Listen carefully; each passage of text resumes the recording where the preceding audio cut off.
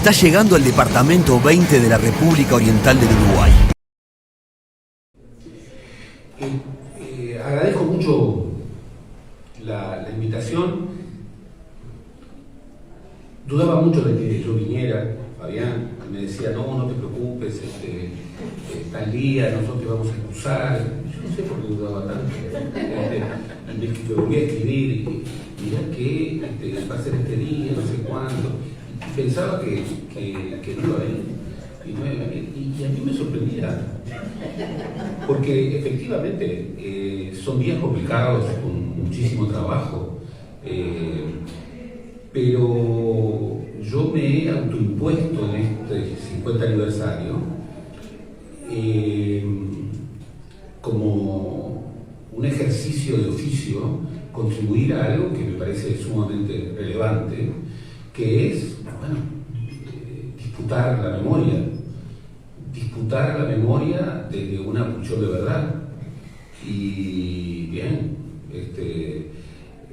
confrontar con relatos negacionistas que increíblemente a 50 años del golpe de Estado todavía están entre nosotros, lo que nos recuerda una y otra vez que es una disputa que no acaba, ¿no? Siempre estaremos discutiendo y bueno, habrá que confrontar eso, sobre todo ahora en donde resurge los discursos de la mentira, la política de la mentira.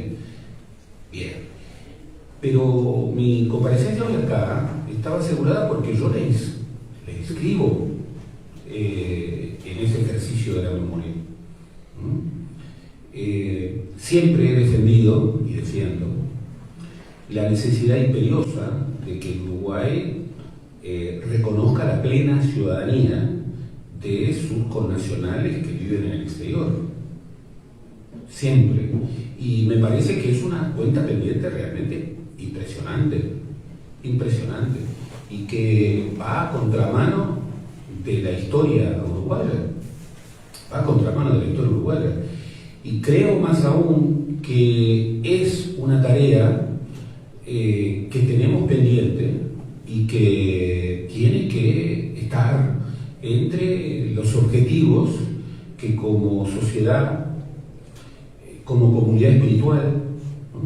Como decía Wilson Ferreira, que vivió en el exilio y que hoy seguramente se sorprendería mucho de lo que dicen algunos de su partido, ¿no? Pero bueno, una comunidad espiritual tiene que ver con una comunidad de ideas y supone de manera inexcusable el voto, los derechos. Yo presumo que las grandes figuras de la historia uruguaya no vacilarían respecto a esto. Historia contrafáctica los historiadores no hacemos, solamente hacemos para interpelar, para preguntar, pero no hacemos, Valle si hoy viviera, Valle Ordóñez si viviera, haría esto, no lo sé. Wilson Ferrer, no lo sé. Liber Sereni, lo sé, porque de alguna manera se definió muchas veces respecto a este punto.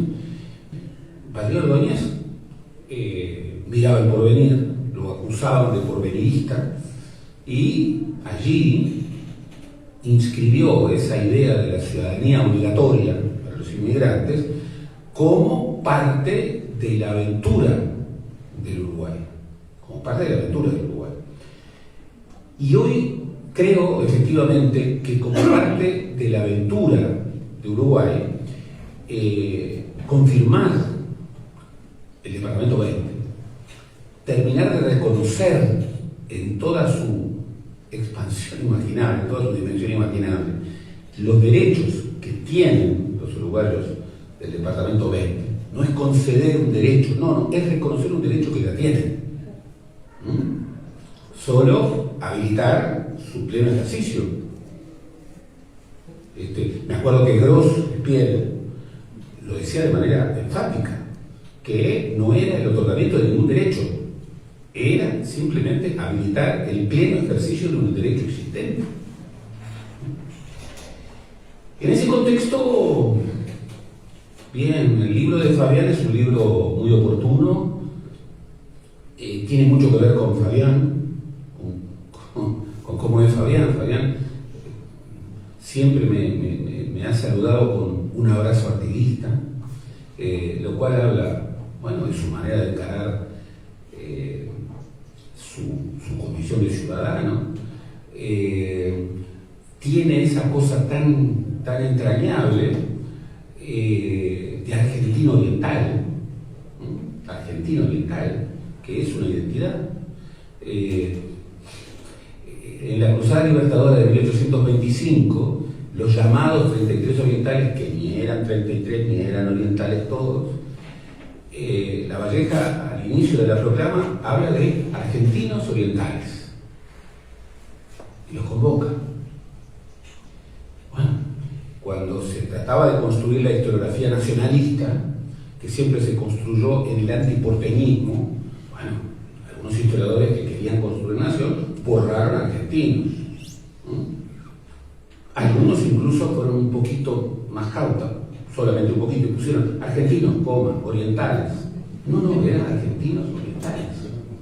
Era una identidad, rioplatenses de este lado del río.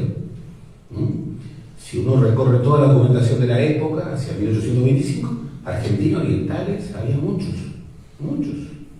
Había quienes solamente se afirmaban como orientales. Por ejemplo, nadie le diría Artigas argentino oriental. ¿Por qué? Porque la palabra argentino, que también tiene su historia, connotaba habitantes de Buenos Aires y de sus alrededores. Y bien, José Artigas no se llevaba muy bien con la metrópoli, como tampoco se llevaba nada bien con Montevideo, nada bien. Él era feliz en el desierto, en el centro de sus recursos, al norte del Río Negro. Cuando triunfa sobre toda la provincia oriental, no volvió nunca a Montevideo. Y cuando se va al Paraguay, no se va en el exilio, se va a buscar incorporar a los paraguayos a una lucha que para él debía continuar. Y bien, en la desesperación, cuando sus amigos lo están persiguiendo para matarlo, se entregó y no murió más. Dejó todo su dinero y entró con unos pocos. Y está esa historia de 30 años en el Paraguay, realmente muy impresionante.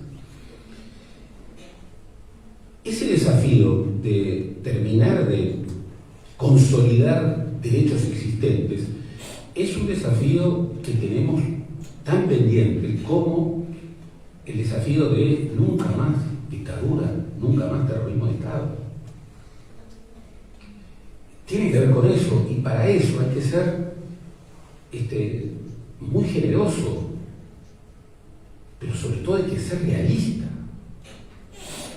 Uruguay es un país envejecido, es un país que vamos a ver las sorpresas que nos da el censo. ¿Seremos 3,5 millones? Es un país que en la última medición del 2021 tuvo 7.000 defunciones más que nacimientos. En 2021, y no solamente por la pandemia, murieron 41.000 uruguayos en territorio y nacieron 34.000. ¿Qué es lo que le falta al Uruguay? Sobre todo uruguayos. Pero ¿qué otra cosa le falta a uruguayos? ¿Por qué? Bueno, porque a los uruguayos del departamento 20 no los termina de reconocer como lo que son, uruguayos plenos, ciudadanos. Eso es sumamente terrible, el ser el único país de Sudamérica que no reconoce ninguna forma de voto de sus connacionales. Cuando además quienes han estudiado la diáspora, ¿qué es lo que encuentran? Que la diáspora está extraordinariamente vinculada con el Uruguay, que es el núcleo más importante después de los argentinos en términos de turismo, en términos de venir en verano. Está absolutamente asociado no solamente con las remesas, con las compras cotidianas. Es muy difícil estudiar las remesas. Recuerdo que a finales de los años 90, con un grupo de compañeros de la Universidad de la República, propusimos un proyecto para estudiar a la diáspora. Porque lo primero, queremos defender los derechos de la diáspora, de los uruguayos de la diáspora, pero lo primero era conocerlos. Y una de las cosas importantes era, primero, reconocer cuántos eran. Y los números que tenemos son números muy provisorios. Y además, entre quienes estudian esto, hay estimaciones distintas. Hay quienes hablan de 700.000 y hay quienes hablan de 500.000. Pero, por ejemplo, los que incorporan el registro en los censos no toman en cuenta algo muy importante, que en la mayor cantidad de los países del mundo, bueno, hay mucha presión para que los inmigrantes no digan que son inmigrantes. Entonces hay un subregistro, básicamente, y ahí no se incorpora el registro de los hijos y de los nietos. Seguramente son más. Y seguramente en relación a la población del adentro, estamos en presencia de uno de los países, no solo en América Latina, sino en el mundo, que tiene un mayor porcentaje en relación a la población inmigrante. Pero además, si medimos, por ejemplo, lo que muchas familias de uruguayos que viven en el exterior le compran a sus compatriotas, a sus familiares, semana a semana, entenderemos por qué desde la crisis del 2002 los supermercados tienen todo un sistema muy afinado justamente para habilitar las compras, y eso no se mide. Y por supuesto, contra esa peregrina, absurda indicación de que no pagan impuestos, que no pagan impuestos. Y además, como que la condición primera de la pertenencia nacional y ciudadana es pagar impuestos. Es una visión mezquina, tan mezquina como la negativa, siquiera considerar la propuesta, porque se supone, y nadie lo ha estudiado, se supone que la mayoría de los uruguayos que están en el exterior son frente amplistas. Entonces, que es una idea maquiavélica del Frente Amplio y de la izquierda para ganar las elecciones. Es un absurdo, no resiste. Y créanme, cuando hicimos esa propuesta, que tenía un respaldo de Enrique Iglesias, uruguayo emblemático, que en su currículum pone uruguayo nacido en Asturias. Acá está escrita verdad, uruguayo nacido en Asturias. Era presidente del BID y había respaldado un proyecto. Y ahí había demógrafos, había economistas, había estudiosos de la cultura, habíamos historiadores, y íbamos a estudiar todo eso. Y el presidente de la época dijo no habilitó el préstamo. No le salía nada al Uruguay. No habilitó el préstamo. ¿Por qué? Porque atrás estará el voto a los uruguayos que radican en el exterior. En esa misma época, el mismo presidente, cuando en América Latina y sobre todo en América del Sur, pero en América Latina, buscaban competir por la sucursal del Instituto Pasteur. Bueno, un uruguayo del exterior, el Pato Viñero, consiguió eso, que era la grande. Bueno, como está contado por quien era decano de la Facultad de Ciencias en los anales de la facultad, ese presidente negó la posibilidad de que se estableciera el Instituto Pasteur en Uruguay. Fue el presidente siguiente, pero no doy nombres, porque son tan evidentes que el presidente siguiente, cuando le contaron eso, dijo, no, pero es una locura, y lo habilitó. Y por eso el Uruguay tiene el Instituto Pasteur. ¿Quién lo trajo? Un uruguayo, presidente del exterior, un uruguayo de la diáspora. Entonces, desde esa mezquindad, además de un país en donde es un país que se construyó aluvionalmente incorporando inmigrantes, es un país que fue un país de inmigrantes, pero también fue tempranamente un país de emigrantes.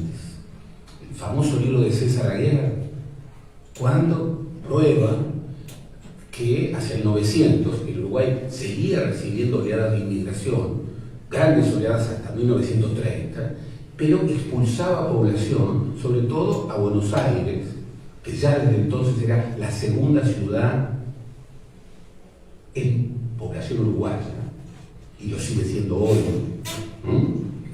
y hacia el sur del Brasil, y registraba demográficamente cómo ya había una diáspora en momentos de auge de la incorporación de inmigrantes a la aventura uruguaya.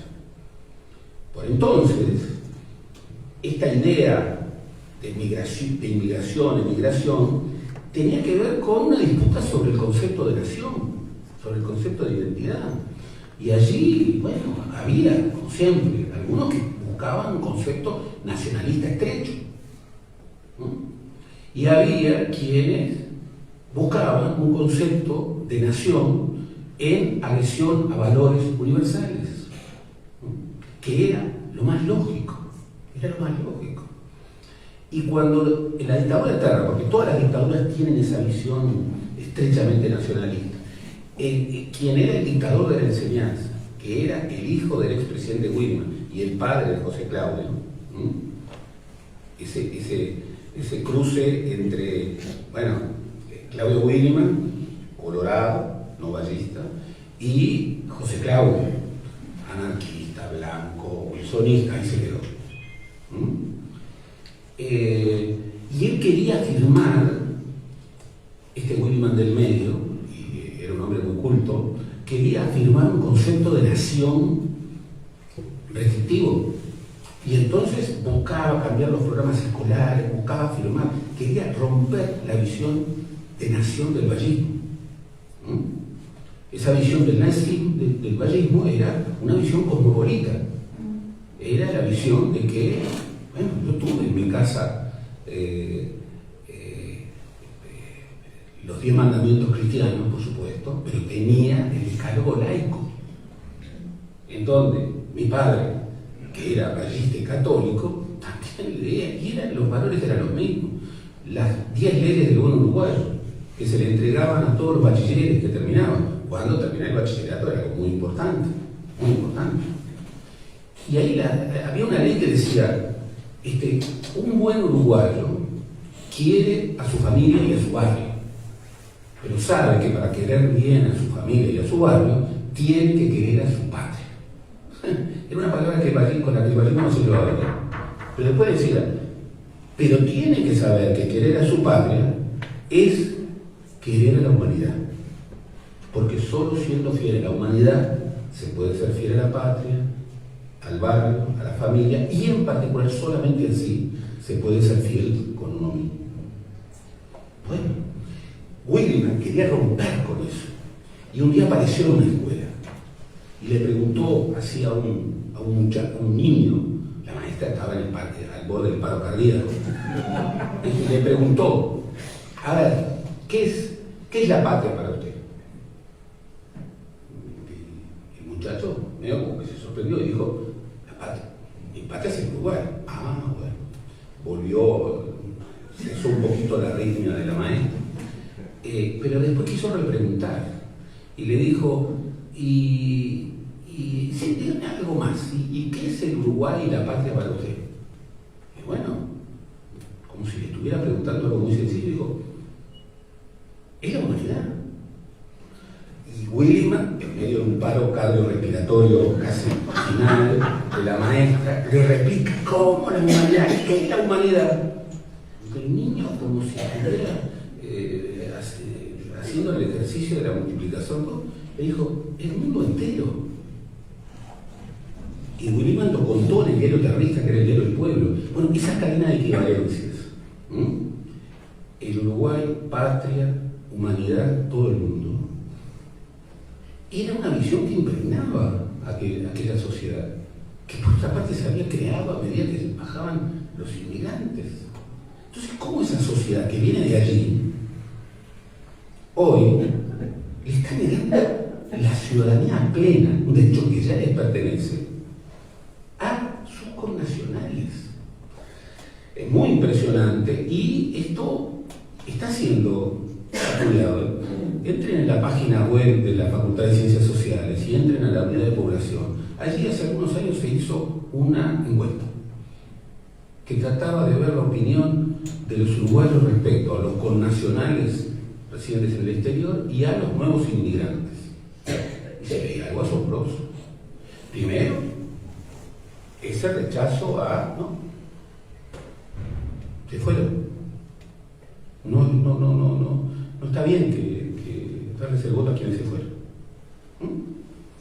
Pero luego, y la encuesta estaba bien hecha porque evitaba el cassette, diría, pero es viejo hablar de cassette, todo el CD, todo hecho. El chip. Entonces le hacían preguntas separadas para ver efectivamente. Entonces yo le decía, ¿el Uruguay es un país abierto a la inmigración? 98%, sí, por supuesto, como siempre. Como siempre, somos muy abiertos. Muy bien, 20 preguntas después. ¿En Uruguay hay inmigrantes hoy? Sí, hay inmigrantes. ¿Y de dónde vienen?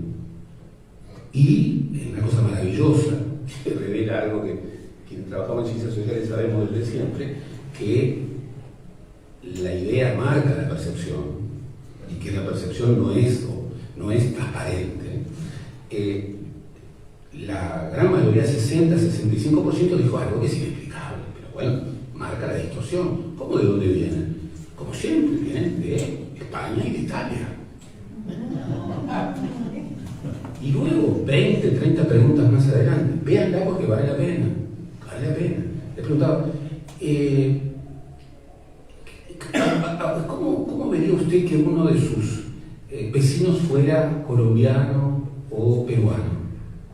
Y ese país que se autopercibía como abierto a la inmigración, en un 70% decía horrible. Bueno, no me pongas, que yo ya termino. Yo termino diciendo, y eso es muy importante, porque todavía seguimos siendo un país extraordinariamente montevideano. ¿Qué creemos? Ahora que sé que nació en Tacuarembó como Gardel, cosa que me sospechaba porque me gustaba mucho lo que escribía, ¿no? Espero que no tengas alguna historia con el coronel Cayola como la tenía Carrera, que no haya llegado a tanto. Con Gabazo sí, pero no. Wow. Larga y triste historia. Bueno, lo único que quiero cerrar es que bien, que el libro de Fabián, de este argentino oriental artiguista, llega en forma muy oportuna. Y es un libro que viene a recordarnos una vez más un compromiso que tenemos con nuestra historia. Y es un compromiso que de alguna manera tiene mucho que ver con estos 50 años en donde queremos cerrar, y sabemos que no se cierra para siempre, sino que tenemos que disputar un relato nacional abierto. Bueno, forma parte de esa aventura uruguaya. En momentos en que lo que más le falta al Uruguay son uruguayos, y en donde una idea de mínimo realismo estratégico, ¿no?, con perspectiva, debiera llevar a esa visión de que, bueno, es ahora, es absolutamente imprescindible que esa masa crítica de investigadores, de científicos, de comunicadores, de gente que tanto ayuda ya y tanto aporta al Uruguay, bueno, lo siga haciendo, pero desde el reconocimiento de un derecho que tiene. Por eso creo que un mínimo sentido de grandeza, que una mínima consecuencia con la historia de este país debiera establecer como imperativo acuciante, finalmente, ¿no?, reconocer el derecho pleno a ejercer sus derechos, ¿no?, a ejercer ese derecho del voto y de otros a esos uruguayos que de un modo u otro, y muchas veces mucho más que quienes están dentro de fronteras, participan y son actores absolutamente indispensables de nuestra aventura colectiva. Gracias.